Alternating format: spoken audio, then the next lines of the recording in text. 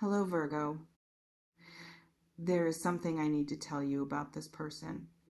Something that I think you have sensed, but perhaps have not let yourself fully believe, because believing it fully would require you to accept something about yourself that you have been resistant to accepting, namely, that you are someone who occupies another person's entire internal world without sharing it with anyone else.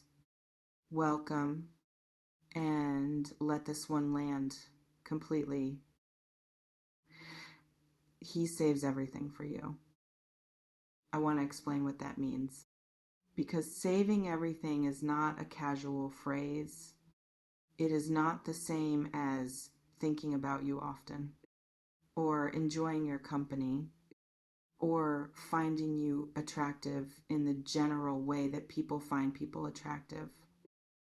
Saving everything means there's a specific kind of energy in him, a specific quality of attention and presence and wanting that he does not disperse, that he does not share out in small amounts with multiple people, that he keeps deliberately for one destination. You. The things he finds funny, he thinks of you. The things that move him, he wants to share with you. The things that make a day good or difficult or interesting, you are the person who comes to mind when he wants to tell someone, not someone in general. You specifically. Only I want to describe his internal experience as precisely as I can, because I think you deserve to feel the full weight of what I am describing, not as a concept, as a lived reality.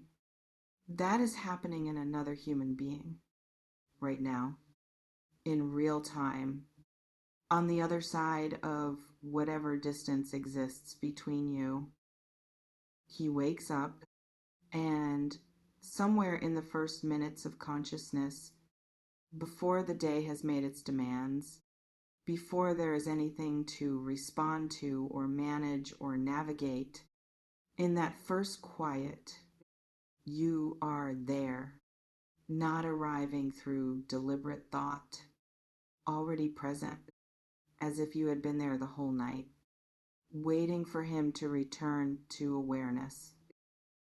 He moves through his day and encounters things, the ordinary things that a day is made of, and a significant portion of those encounters produce a version of the same thought. You would love this, or you would understand this, or I want to tell you about this. The accumulation of small moments throughout a day, all of them pointing in the same direction toward you, the way a compass needle always finds north.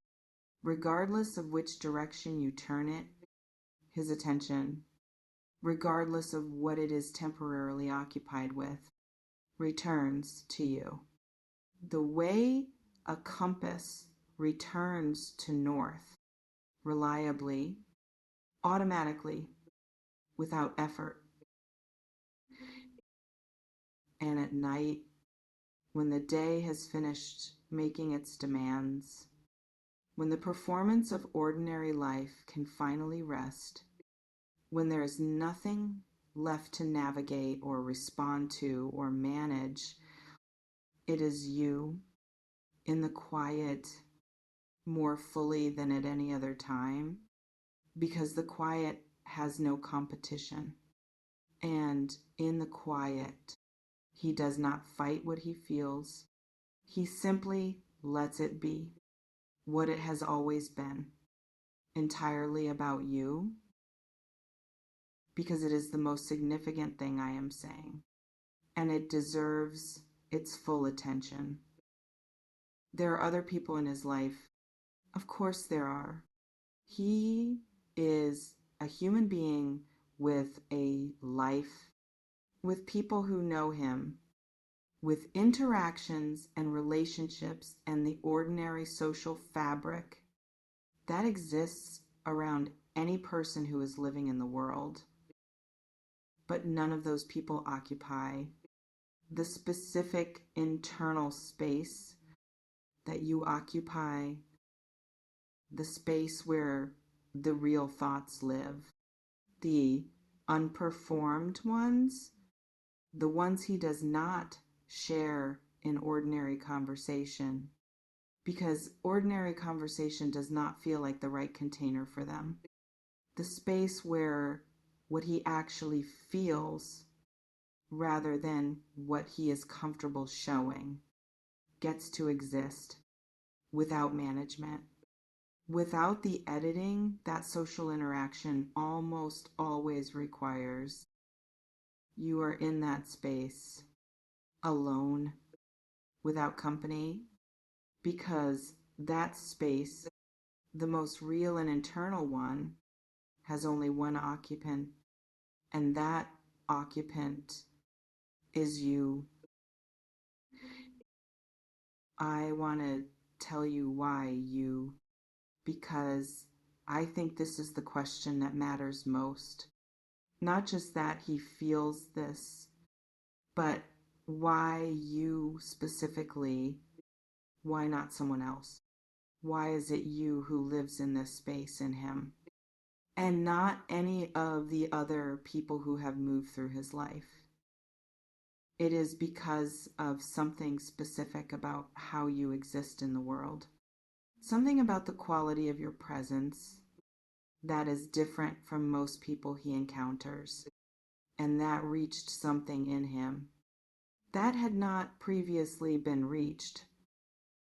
You are real in a way that most people are not performing yourself for his benefit, not managing how you are perceived, not showing him a version of yourself designed to produce a specific response.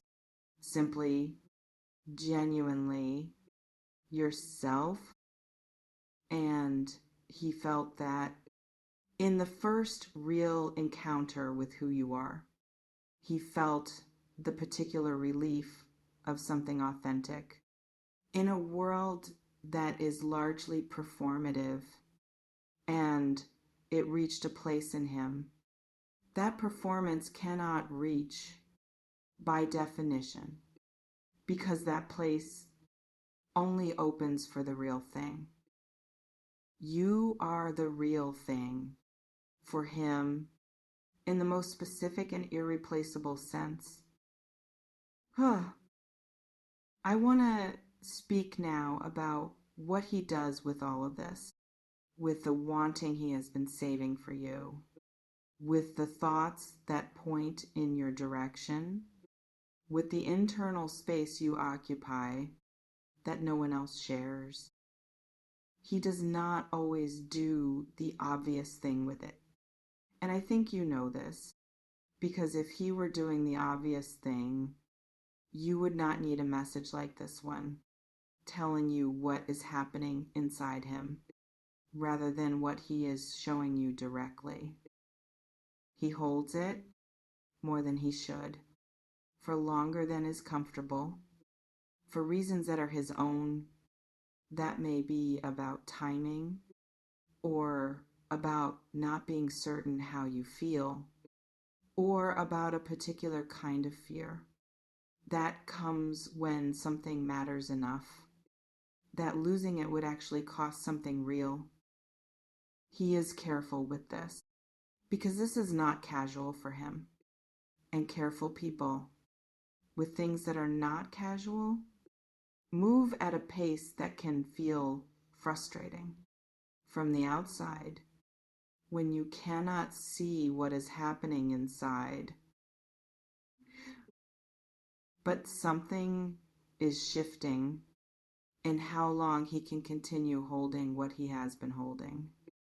Because there is a pressure that builds when you have been saving everything for someone and the saving has not yet had the chance to become giving.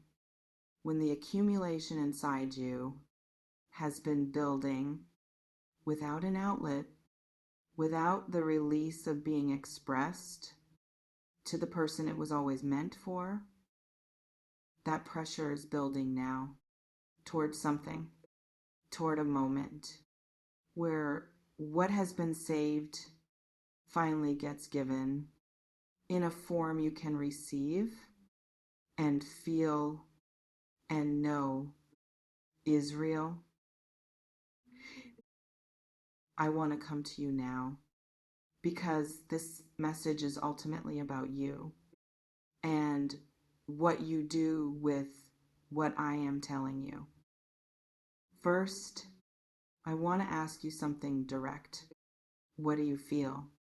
When you think about him in the honest, unedited way, before the protective mind gets involved, before you start managing what you allow yourself to want, in the first honest moment, what is there? Because I have been telling you what is in him. And the real question is what is in you?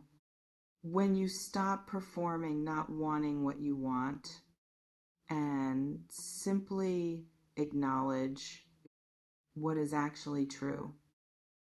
I ask because what happens next between you and him is shaped by that honesty, more than by anything external, more than by timing or circumstances or the various practical reasons why this might be complicated.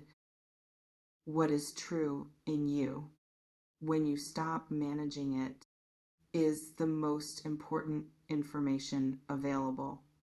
In this situation, second, I want to tell you something about your power here because you have more than you are using. He is saving everything for you. That means you are not in a position of waiting and wondering and hoping. You are in a position of someone who is already chosen, already the destination, already the only one on his mind. That is not a position of powerlessness. That is a position of significance. The question is not whether he wants you. The question is what you want to do with being wanted in this way. By someone who has been holding this much for this long, for you, specifically, what do you want to do with that? And third, I want to say something about what it means to be someone's only one, because it is a significant thing and it carries its own particular weight. That is worth feeling fully before you decide anything about what comes next. To be someone's only one, in the internal sense, in the real space where the true thoughts live, is not the same as being their most recent person or their most convenient person or the person they are with right now because the circumstances aligned. It is the person who they return to in the quiet without choosing to, without effort, the person who the compass needle points to every time, without exception. Regardless of what else is in the room, that is what you are for him. And that is not ordinary.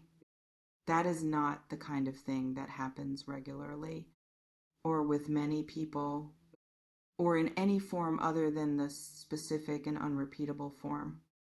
of one person, finding the one person who occupies the real space that no performance can enter and no one else has accessed. He saves everything for you. His full attention, his real thoughts, the version of himself that does not perform, the wanting that has nowhere else to go, because it was always yours. From the moment it began, all of it kept for you. The only question now is whether you are going to let yourself receive it. You are the only one on his mind. Let that be true. Without immediately finding reasons, it cannot be. Without managing the feeling it produces in you into something smaller and safer, without deciding that something this complete must have a catch somewhere. Sometimes there is no catch. Sometimes one person simply saves everything for one person, and you are that person for him